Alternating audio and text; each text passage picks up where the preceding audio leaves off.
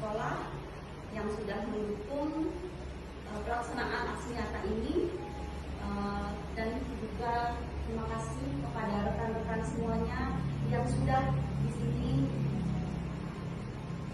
bersedia hadir pada kesempatan ini.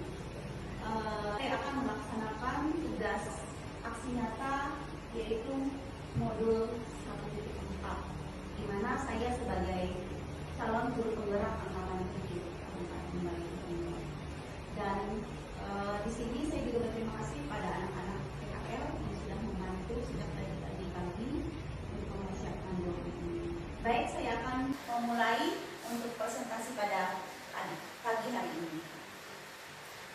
Di sini kenapa saya akan menyampaikan mengenai penerapan budaya positif di lingkungan sekolah kita, yaitu karena pada saat ini di sekolah kita bisa melihat ya keadaan sekolah kita dengan adanya penurunan disiplin.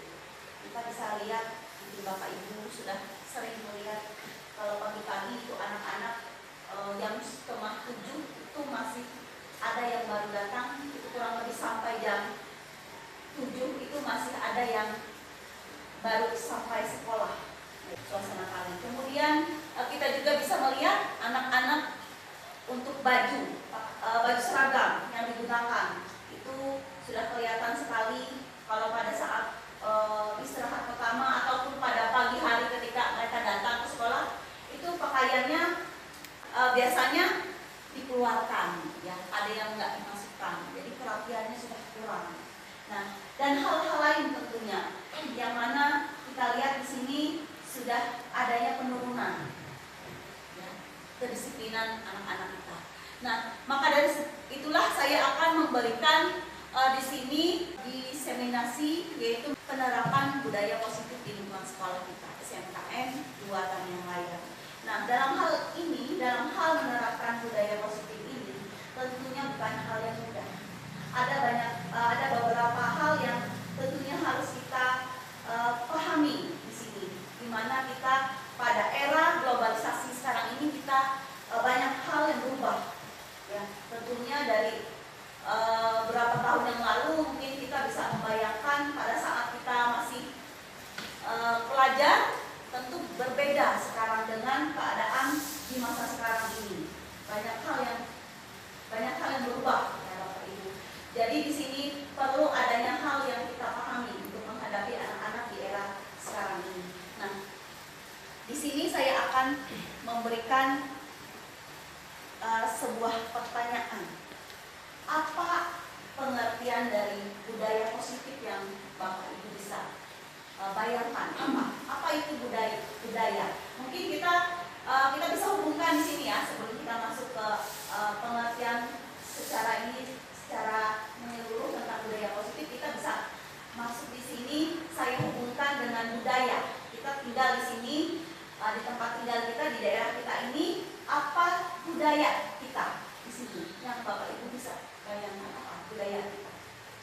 Misalnya apa budaya yang ada di tempat kita ini? Ada kira-kira Bapak Ibu yang dipakai, ya. Terus ada lagi budaya apa lagi yang ada di daerah kita? Iya, gotong royong masyarakat. Seperti apa? Misalnya kalau di Bamban ada orang apa? Biasanya apa? Pengantrau. Iya, pengantrau. Nah, pengantrau ya.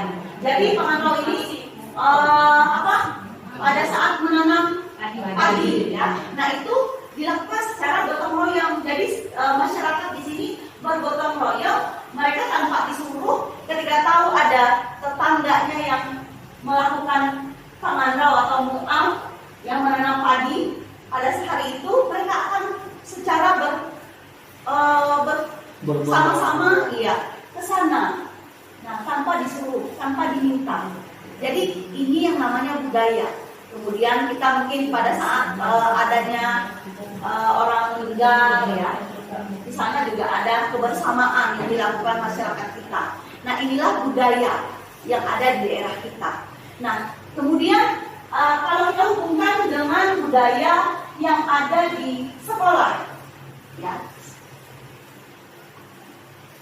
Jadi budaya positif yang ada di sekolah itu kalau kita lihat tadi saya menyebutkan di saat pertama tadi adanya penurunan kedisiplinan seperti tadi seragam yang mereka pakai tidak lagi dimasukkan, ya tidak rapi, pada saat upacara tidak lengkap atributnya, kemudian sepatu menggunakan sepatu yang tidak hitam pada saat hari yang ditentukan harusnya menggunakan sepatu hitam. Nah, jadi inilah yang dinilai adanya penurunan kedisiplinan budaya tadi, hal yang positif di wilayah sekolah. Nah, sekarang kita lihat budaya positif itu adalah apa? Budaya positif itu merupakan perwujudan dari nilai-nilai atau keyakinan universal yang diterapkan sekolah.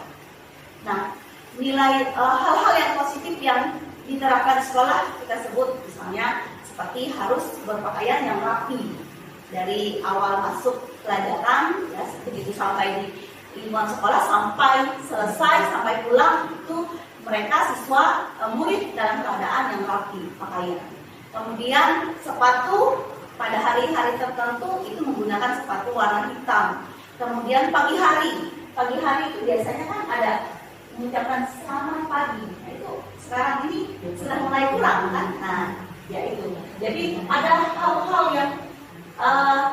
yang sudah mengalami penurunan di sini. Nah, inilah yang harus kita perbaiki di sini. Nah, untuk dalam hal memperbaiki ini tentulah tidak mudah. Jadi ini tadi adalah budaya positif itu adalah merupakan perwujudan dari nilai-nilai atau keyakinan universal. Jadi nilai-nilai atau keyakinan universal yang diterapkan sekolah tadi ya seperti itu tadi, harus berpakaian yang rapi, sepatunya berwarna hitam dan lain-lain. Nah, yang sudah dilakukan oleh sekolah. Kemudian, nah ini ya contoh budaya positif. Jadi pakaian yang rapi. Pada saat di kelas mereka bisa berkolaborasi dengan temannya, misalnya mengikuti berdiskusi ya. Jadi mereka bisa berdiskusi dengan baik. Maksudnya di sini dalam hal berdiskusi berkelompok, anak-anak kan kita lihat sekarang ya. Kadang-kadang kalau kita mau memberikan membagi per kelompok itu ada anak-anak, aku nggak mau Bu sama dia memilih teman. Aku nggak mau. Jadi yang diharapkan di sini anak-anak ini bisa saling bergabung ya. Dari yang ini sisi anaknya mungkin yang agak dia lemah dalam hal menangkap pelajaran, ada yang anak cepat. Jadi bagaimana mereka ini bisa sama-sama di satu kelompok itu sehingga nantinya tercipta sosialisasi yang baik antara anak-anak ini. Jadi tidak ada, kita kan sekarang ini menghindari sekali yang adanya bullying gitu ya, baik dengan verbal maupun fisik ya, karena verbal itu secara verbal itu adalah bullying. Kalau kita sudah anak-anak, di antara anak-anak itu ada berkelompok, nah itu yang kita hindari di dalam kelas. Nah, kemudian anak-anak biasanya ya, ini tadi mengucapkan salam. Kemudian selanjutnya di sini, nah pada hal kita menerapkan budaya positif itu tentu tidak mudah, karena kita pada saat ini mungkin masih dalam paradigma kita yang kita pegang itu adalah paradigma stimulus respon. Nah, Bapak Ibu bisa melihat di sini perbedaan antara stimulus respon dan teori kontrol. Jadi ini sebuah paradigma yang mungkin Bapak Ibu sekarang ini pegang ya. Jadi pada stimulus respon di sini kita melihat realitas orang itu, kebutuhan orang itu sama. Nah, kemudian semua orang melihat hal yang sama. Kita mencoba mengubah orang agar berpandangan sama dengan kita. Perilaku buruk dilihat sebagai suatu kesalahan. Orang lain bisa mengontrol saya bisa mengontrol orang lain. Pemaksaan ada pada saat rujukan gagal, model berpikir menang kalah. Nah, ini untuk stimulus respon. Dan kita lihat di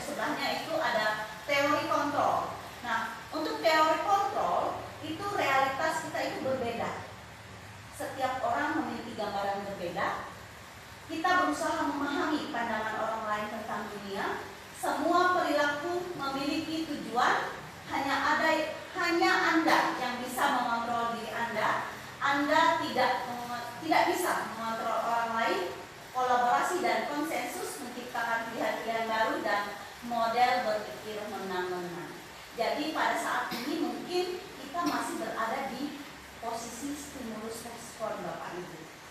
Nah, yang diharapkan ke depan ketika kita untuk memahami anak-anak yang mempunyai masalah, kita harus bisa mengubah paradigma kita itu dari stimulus respon ke teori kontrol.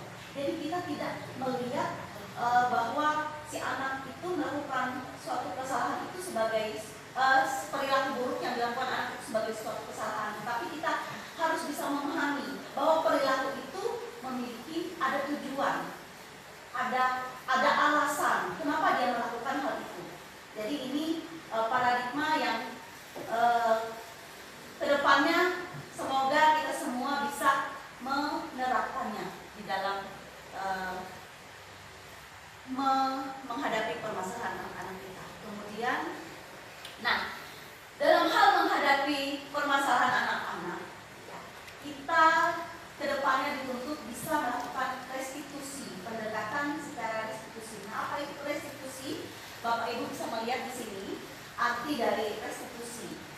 Ya, jadi di sini arti dari restitusi itu adalah suatu proses di mana kita bisa menciptakan kondisi murid untuk bisa memperbaiki kesalahan mereka, dan ketika mereka kembali ke kelompoknya mereka sudah mempunyai karakter yang lebih kuat lagi. Kemudian juga di sini restitusi ini adalah proses kolaboratif. Kenapa saya dibilang proses kolaboratif? Karena di sini antara kolaborasi antara guru dan murid tersebut dan juga dengan pihak atau warga sekolah lainnya. Ya, di sini. Jadi di mana di sini ketika si anak itu direstitusi, anak ini akan dikuatkan karakternya karena dia sudah memahami dengan sendirinya apa yang telah dilakukannya ini. Jadi di sini proses restitusi ini adalah di mana nantinya kita membantu anak ini, murid ini untuk bisa memiliki tujuan yang mana dia nanti penekanannya ketika dia menyadari kesalahannya itu, apa yang diperbuatnya itu bukan pada pengaruh dari atas dasar pengaruh dari eksternalnya, tetapi dari internalnya di sini. Ya, jadi tidak ada anak biasa ya kalau kita misalnya di sini kalau anak salah, misalnya tadi ya contoh di sini saya berikan contoh. Kalau saya bilang kita tadi acara harusnya mulai jam 9, saya bilang misalnya di sini contoh ilustrasinya Ibu Sri jadi siswa. Saya bilang, kenapa kamu? Kan kamu seharusnya tahu kita mulai jam 9 acaranya. Kenapa baru datang jam 9.15? Nah, bagaimana perasaan Ibu Sri di sini? Ketika saya mengatakan hal seperti ini, bagaimana Ibu Sri? Perasaannya? Kalau merasa menyalahkan sudah pasti salah, ada data terlambat. Tapi karena biasanya kalau orang ditegur biasanya ada rasa kurang enak. Jadi ada rasa kurang enak, ada rasa tidak nyaman ketika saya harus mengatakan hal seperti itu kepada Ibu Sri, apalagi di tengah orang seperti ini, ya kan? Nah, jadi seperti itu juga yang dirasakan anak-anak kita ketika kita diperhadapkan dengan posisi kita sebagai guru. Karena kadang kita mungkin sebagai guru itu merasa bahwa kita punya power untuk mengontrol anak-anak. Tapi di sini, di dalam hal ini di mana kita ingin mewujudkan anak-anak kita ke depan sesuai dengan profil pelajar Pancasila, kita harus bisa melakukan pendekatan dengan nanti segitiga. Jadi si anak ini penekanannya bukanlah pada bagaimana dia menyenangkan orang lain atau menghindari ketidaknyamanan. Ketika dia menyadari kesalahannya itu bukan karena dia merasa tidak nyaman dengan gurunya. Kan ada ya, dia tidak nyaman dengan gurunya. Oh iya, Bu, saya mengerti, saya salah. Jadi tidak seperti itu yang diharapkan. Tidak karena dia menghindari ketidaknyamanan dan bukan karena dia ingin menyenangkan orang lain, tapi lebih kepada dirinya, dari internalnya. Apakah dia betul-betul menyadari apakah hal itu salahnya, dampaknya apa buat dia. Jadi lebih kepada dari internalnya di sini yang kita inginkan dari restitusi ini nanti. Nah, kemudian di sini ada 5 kebutuhan dasar manusia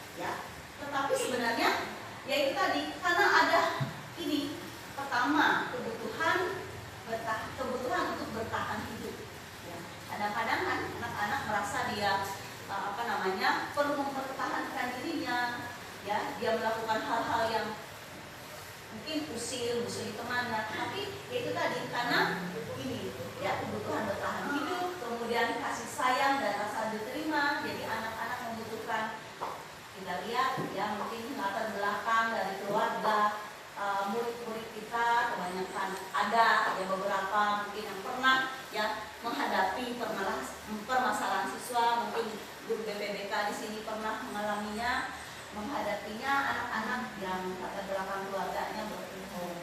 Ya, jadi itulah kadang-kadang yang mendasari. Kemudian ada penguasaan, ada kebebasan dan kesenangan. Jadi 5 hal ini ya yang mendasari, biasanya mendasari akan apa yang mereka lakukan itu. Jadi karena ingin diperhatikan, kadang-kadang anak di dalam ruangan ketika belajar mereka nggak bisa diam, inilah itulah banyak hal yang dia lakukan ya. Ketika kita melakukan pendekatan mungkin saja karena hanya perlu perhatian atau kurangnya kasih sayang di rumah ya, itu. Jadi 5 hal kebutuhan dasar manusia ini juga termasuk hal yang mendasari adanya kesalahan pada anak-anak kita. Kemudian di sini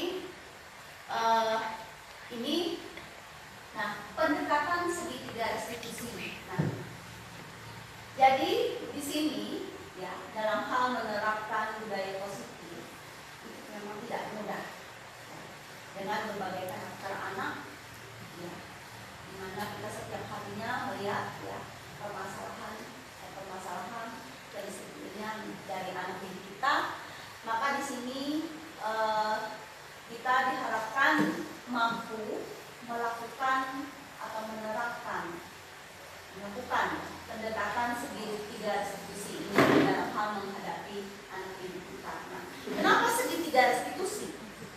Nah, dengan segitiga restitusi ini ada 3 tahapan. Ya.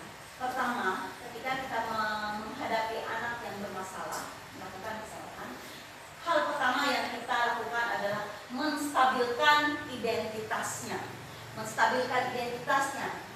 Nah, kenapa menstabilkan identitas? Karena anak-anak ketika dia melakukan kesalahan itu dia bisa juga emosi, yang merasa emosi, ingin memberontak, ya. Dia tetap pada pendiriannya bahwa hal yang dia lakukan itu benar adanya. Tetapi bagaimana caranya kita melakukan itu? Dengan cara menstabilkan identitasnya. Nah, guru bisa menggunakan kalimat seperti setiap orang melakukan pendekatan ya. Pada saat melakukan pendekatan terhadap murid tersebut, guru bisa menggunakan kalimat seperti misalnya setiap orang pasti pernah melakukan kesalahan. Ibu juga pernah melakukan kesalahan seperti ini. Itu hal yang wajar. Nah, ini kalimat ketika kita menstabilkan identitas si anak. Ketika sudah kelihatan, sudah mulai tenang, ya si anak ini sudah mulai kita ajak ngobrol. Nah, kita bisa masuk ke tahapan kedua, yaitu validasi tindakan yang salah. Ya, pada validasi tindakan yang salah, di sini kita contoh kalimatnya, ya menggunakan kalimat seperti kamu tentu punya alasan mengapa melakukan itu, atau adakah cara yang lebih efektif untuk mendapatkan apa yang kamu butuhkan. Nah, ini kalimat pada saat validasi tindakan yang salah. Nah, setelah itu di tahap yang terakhir itu adalah menanyakan keyakinan. Nah, di sini menanyakan keyakinan ini adalah menanyakan keyakinan kelas. Ya, seperti keyakinan kelas apa yang telah kita sepakati dan kamu ingin menjadi orang yang seperti apa. Nah, keyakinan kelas mungkin nanti kita akan di selanjutnya ya akan saya jelaskan apa itu keyakinan kelas. Nah, jadi di sini segitiga restitusi inilah tahapan ketika kita menghadapi anak yang mempunyai masalah. Jadi tahapan-tahapan ini seharusnya kita bisa lakukan ya, sehingga di mana anak ini nanti bisa dengan sendirinya menyadari akan apa yang telah dilakukannya ini. Ya, jadi tidak ada pemaksaan di sini. Ya, tidak ada pemaksaan, tidak ada penekanan dari guru. Jadi di sini kita berbicara dari hati ke hati terhadap si anak. sehingga nanti diharapkan kedepannya anak ini bisa karakternya itu berubah menjadi lebih baik. Memang untuk segitiga restitusi ini tidak serta-merta ya, sekali kita merestitusi langsung berhasil, tidak. Tetapi itulah nantinya diharapkan kerjasama antar warga sekolah, masing-masing bisa saling berkolaborasi di sini dalam menghadapi anak-anak yang bermasalah. Jadi kita sama-sama di sini menghadapi anak-anak kita yang bermasalah, ya, sama-sama memantau, mengawasi. Jadi mungkin nanti akan ada beberapa kali tahapan ya perlakuan restitusi terhadap anak tersebut tergantung permasalahannya. Nah, kemudian sampai di sini mungkin ada yang bertanya, ibu-ibu, bapak, ada yang ingin bertanya?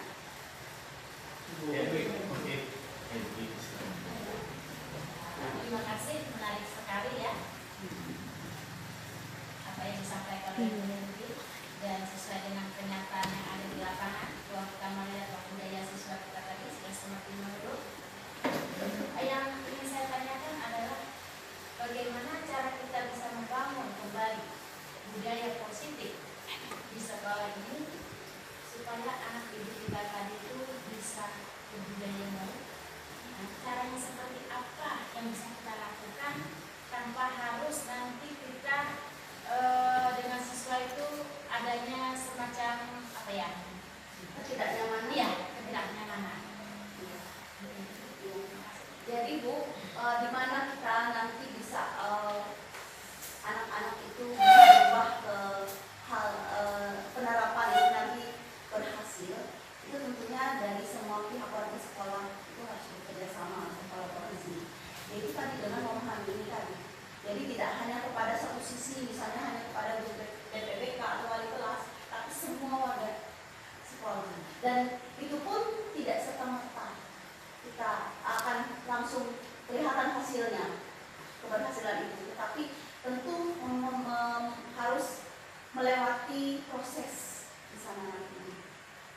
Jadi kita harapkan nanti dengan adanya mungkin ibu bapak sudah melihat adanya pendekatan secara segitiga ini, jadi kita mengubah pola atau paradigma anak kita tadi yang saya jelaskan tadi di awal, dari stimulus respon ke teori pembelajaran. Oke, saya lanjutkan ya. Masih belum selesai, saya lanjutkan dulu. Nah, tadi saya sudah menyebutkan keyakinan kelas ya pada segitiga restitusi tadi. Nah, keyakinan kelas itu apa? Mengapa keyakinan kelas? Mengapa tidak peraturan kelas saja? Kenapa keyakinan kelas? Nah, mungkin Bapak Ibu bertanya, kenapa ya harus keyakinan kelas? Kan kita peraturan ya sekarang ini ya. Nah, saya berikan pertanyaan di sini kepada Bapak. Pertanyaannya, mengapa kita memiliki peraturan tentang penggunaan helm pada saat mengendarai kendaraan roda 2 atau motor? Kenapa? Alasannya apa, Bapak Ibu? Coba. Pengamanan, Untuk pengamanan. Apalagi? mematuhi peraturan lalu lintas, Nah, dan mematuhi peraturan lalu lintas. Apalagi? keselamatan. Keselamatan. Oke. Nah, kemudian nomor 2. Mengapa kita memiliki peraturan tentang penggunaan masker dan mencuci tangan setiap saat? Kesehatan. Ya. Nah, pola hidup sehat. Nah, dari kedua pertanyaan ini jawabannya tadi adalah untuk kesehatan, untuk keselamatan, untuk menjaga hidup sehat ya, Bapak Ibu. Nah, inilah yang dinamakan dengan keyakinan, ya. Jadi nilai-nilai tadi, nilai-nilai keselamatan atau kesehatan yang Ibu Bapak tadi sudah sampaikan, inilah yang disebut suatu keyakinan. Jadi nilai-nilai inilah yang disepakati nantinya. Ya, kan berarti tadi bukan karena kita takut terhadap polisi kan, kalau kita menggunakan dan berarti kalau hal seperti itu yang disampaikan, berarti kita masih belum sadar dari dalam diri kita, ya kan? Karena hanya takut kepada saya takut karena nanti ketemu polisi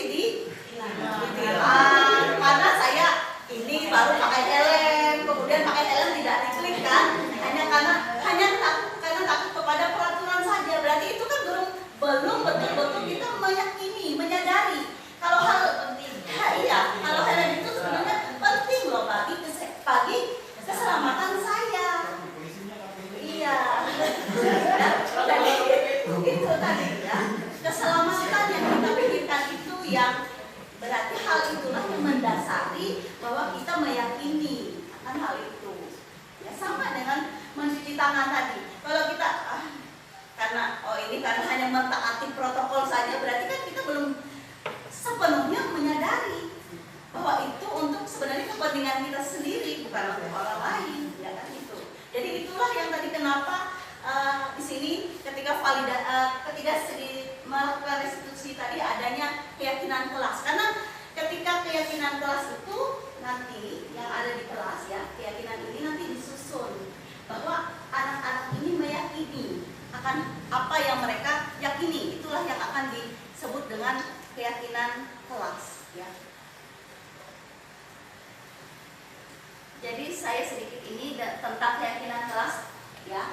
Jadi untuk membuat keyakinan kelas, ya mungkin kita perlu proses. Nanti Bapak Ibu, mungkin Bapak Ibu nanti boleh melakukan ini terhadap anak-anak, ya. Nah di sini kemarin saya ceritanya di sini, ya, ada boleh nanti kita berkoordinasi dengan kepala sekolah, ya, dengan kepala sekolah untuk membuat keyakinan kelas kita atau keyakinan sekolah, ya. Kemudian kita berkoordinasi dengan teman sejawat sehingga nanti ditetapkan jadwalnya kapan, ya. Tapi kalau mau per kelas, di kelas, ya Ibu Bapak boleh misalnya sebagai wali kelas, ya, boleh nanti mengajak anak-anak hidupnya untuk membuat kesepakatan atau keyakinan kelasnya. Jadi pada tahapan ini nanti, ya, anak-anak itu diminta untuk menuliskan kalimat yang mereka yakini, yang harus mereka taati, yang harus mereka lakukan di sekolah atau di lingkungan sekolah atau di kelas, dalam yang ruang kecilnya di kelas, tapi kalau yang ini di lingkungan sekolah, ya. Jadi yang mereka yakini, dan ketika kita membuat kesepakatan kelas ini, keyakinan kelas ini, ya, kalimat yang kita tulis itu, anak-anak tulis itu adalah kalimat yang positif. Misalnya, bukan tidak boleh membuang sampah di sembarang tempat, ya, atau jangan membuang sampah sembarangan, tetapi kalimatnya begini: buanglah sampah pada tempatnya, hadir tepat waktu. Jadi tidak menggunakan kata tidak atau jangan, ya, di sini. Nah, ketika anak-anak sudah melakukan menuliskan kalimat yang mereka yakini itu yang harus mereka lakukan di kelas, barulah itu dikumpul, nanti boleh nanti intinya, ya, dibuatkan atau lebih bagus lagi. Jadi selain nanti bentuknya yang kecil-kecil, masing-masing kalimat yang ditempelkan itu nanti boleh kita ambil intisarinya apa, karena kemungkinan dari sekian anak itu ada yang sama. Nah, itu untuk membuat kesepakatan atau keyakinan kelas, ya.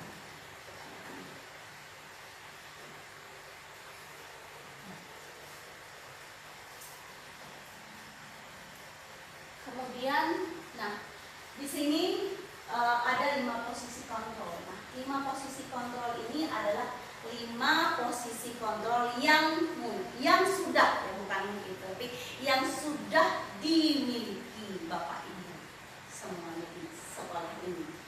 5 posisi kontrol ini ada penghukum, ada pembuat rasa bersalah, ada sebagai teman, ada pemantau, ada manajer. Dari masing-masing ini, ya, kalau sebagai penghukum itu mungkin pernah melakukan hukuman secara fisik. Maksudnya secara fisik, ya, tidak yang sampai digebukin anaknya, tetapi dicubit atau di apa, ya, itu. Nah, atau secara verbal, itu sebagai penghukum. Dan posisi guru sebagai penghukum ini artinya dia menekan si anak, ya. Seperti misalnya dengan berkata, patuhi aturan saya, atau awas kamu jangan selalu salah, ya. Nah, ini si pembuat rasa bersalah. Bagaimana guru ketika dia sebagai pembuat rasa bersalah, ya. Jadi ibu bapak guru mungkin menggunakan kata-kata yang lembut, tapi ibu sangat kecil sekali dengan kamu. Berapa kali bapak harus memberitahu kamu? Gimana coba kalau orang tua? Jadi ini membuat anak merasa bersalah, ya. Dan hal ini tentu merasa Sri tadi tidak nyaman. Saya bisa berkata, oh baru datang Bu Sri, ya kan? Oh baru datang, kan kita jam 9, kan itu sudah membuat rasa bersalah. Padahal saya cuma dengan kata-kata yang biasa aja ya, lembut. Itu membuat rasa bersalah dan itu akan menyebabkan si anak murid kita merasa tidak nyaman, merasa bersalah dan tentunya rendah. Nah, kemudian ada posisi sebagai teman. Nah, guru sebagai teman di sini dia memang tidak akan menyakiti muridnya. Dengan yang baik. Nah, biasanya kita kan ya sebagai teman itu ya seperti ayolah bantu demi Bapak ya. Ayo ingat tidak bantuan Bapak selama ini. Ya sudah, ini tidak apa-apa. Nah, ini sebagai teman. Ya. Nah, kemudian posisi keempat itu pemantau. Nah, pemantau di sini adalah yang memantau atau hanya mengawasi saja. Ada ya, kalau itu cuma melihat oh ini dia begini ya. Lalu pertanyaannya mungkin dia pernah anaknya misalnya sepatunya warna tidak hitam, hanya dipanggil kemudian tahu peraturannya apa, konsekuensinya apa kalau sepatunya ini. Jadi ini pemantau. Kemudian yang terakhir adalah sebagai manajer. Posisi guru sebagai manajer itu dia bisa mempersilahkan si murid untuk mempertanggungjawabkan perilakunya. Jadi di sini dia akan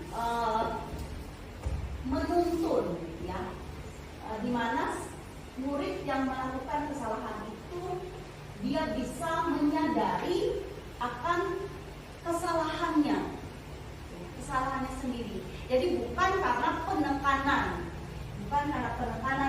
dari si guru, tetapi si guru di sini melakukan itu tadi, ya, mengacu kepada restitusi tadi.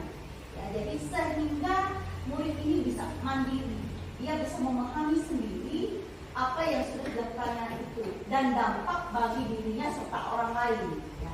Sehingga nantinya dia bisa sudah bisa menjadi seorang anak yang berkarakter lebih kuat lagi ketika dia menyadari sendiri seperti Bapak Ibu tadi, menyadari bahwa menggunakan helm itu memang untuk keselamatan kita, bukan karena kita takut akan peraturan lalu lintas atau takut dengan polisi, tapi karena kita sadar betul kalau helm itu memang untuk keselamatan kita, bukan karena paksaan dari aturan, bukan karena paksaan dari polisinya, tidak. Nah, itulah yang nanti kita tentunya yang kita harapkan terhadap si anak ini tadi, sehingga dia bisa menyadari betul akan apa yang akan kesalahan yang dilakukannya dan dia bisa memperbaiki hal tersebut. Ini posisi sebagai manajer. Nah, dari kelima posisi tersebut, ya, tentunya posisi sebagai guru, sebagai seorang manajer lah yang paling diharapkan, ya, untuk kita dalam hal kita menghadapi permasalahan anak didik kita, tentu manajer lah. Tetapi tidak salah ketika situasi atau keadaan yang mengharuskan kita untuk kembali ke posisi sebagai pemantau dan teman. Nah, yang paling kita hindari adalah sebenarnya pembuat rasa bersalah dan tadi penghukum, ya, karena itu terus terang ini akan membuat keadaan diri anak semakin dia minder, dia rendah diri, ya. Jadi di sini yang diharapkan tentunya adalah manajer. Ya. Tetapi ketika kita situasi dan keadaan mengharuskan kita untuk menggunakan pemantau dan teman, itu juga bisa. Tetapi alangkah baiknya adalah yang ini yang kita gunakan, ya. Karena kita mengharapkan kita dulu. Nah, untuk restitusi ini saya pernah melakukan restitusi, ya, Bapak Ibu. Jadi pada saat ini kasus ini, ya, kasus di mana anak ini pada saat ulangan sekolah kemarin, ulangan semester 1 kemarin, si anak menggunakan sepatu berwarna putih. Ya. Dan itu saya tegur, kemudian saya minta dia untuk datang menghadap ke saya dan saya lakukan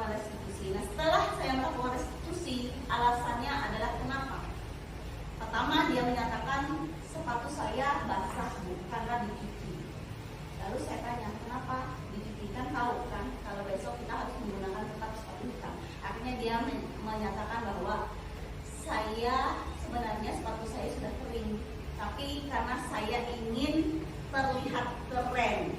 Nah, jadi alasannya adalah ingin terlihat keren dari teman-temannya. Ketika dia menggunakan sepatu dengan warna berbeda dari anak-anak yang lain, dari teman-temannya yang lain. Nah, setelah itu setelah dia mengakui, lalu saya tanyakan, nah, bagaimana? Coba kamu bayangkan bagaimana seandainya semua siswa di sekolah ini bisa. Kan saya tanyakan dulu keyakinan kelasnya, keyakinan sekolah kita apa? Sepatu harus hitam. Nah, sekarang kalau kamu hanya ingin dengan alasan ingin keren, terlihat keren, lalu bagaimana seandainya semua anak itu menggunakan sepatu berwarna-warni? Bagaimana?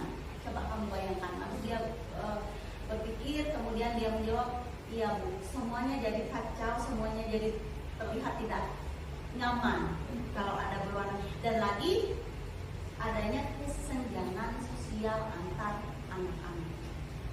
Jadi saya bilang, berarti bagaimana dengan keyakinan kelas, dengan keyakinan sekolah mengharuskan itu sepatunya berwarna hitam? Iya Bu, maaf. Dia minta maaf Bu, saya tidak akan mengulanginya lagi. Dan itu dia sadar kalau ini harus dia seperti itu lagi, berarti kan semua yang lain akan ikut terus seperti itu, pasti saling tiru meniru ya. Nanti si A, si B, si yang lain gitu. Kalau semuanya kita biarkan saja, otomatis sekolah yaitu sepatunya berwarna-warni dan hilangnya tadi apa, antar anak itu saling yang lebih keren, satu yang lebih ya. Jadi mereka akan merasa seperti itu, ya, ada persaingan ya. Karena itulah saya bilang, berarti kan kamu tahu kan, sekarang kamu sadar kenapa kita harus pakai yang hitam. Iya Bu, berarti kan tidak ada nanti perbedaan, tidak ada persaingan ya di antara kalian di sekolah ini. Jadi dia dengan sendirinya menyadari ternyata itu alasannya ya. Bukan hanya sekedar itu peraturan saja harus sekolah begini dia sepatu, tapi ada alasan di balik itu. Jadi dia dengan sendirinya menyadari, dia memikirkan ya, merenungkan waktu itu, kemudian akhirnya keluar kata-kata, iya Bu, seperti ini jadinya nanti kalau semua murid di sekolah menggunakan sepatu yang berwarna. Akhirnya dia menyadarinya. Jadi itu adalah contoh dari segi 3 restitusi yang pernah saya lakukan di sekolah. Nah, Bapak Ibu, saya rasa itu saja yang bisa saya sampaikan untuk saat ini dalam hal penerapan budaya positif di lingkungan sekolah kita SMKN 2 Tamyang Layang. Dan kiranya apa yang sudah saya paparkan ini bisa bermanfaat bagi kita semua, bisa saling kita bekerja sama, berkolaborasi untuk kedepannya, sehingga siswa-siswi murid-murid kita di SMKN 2 ini bisa memiliki karakter sesuai dengan profil pelajar Pancasila. Akhirnya saya mengucapkan terima kasih banyak kepada Bapak Ibu dan juga mohon maaf apabila ada kata-kata yang saya salah. Terima kasih.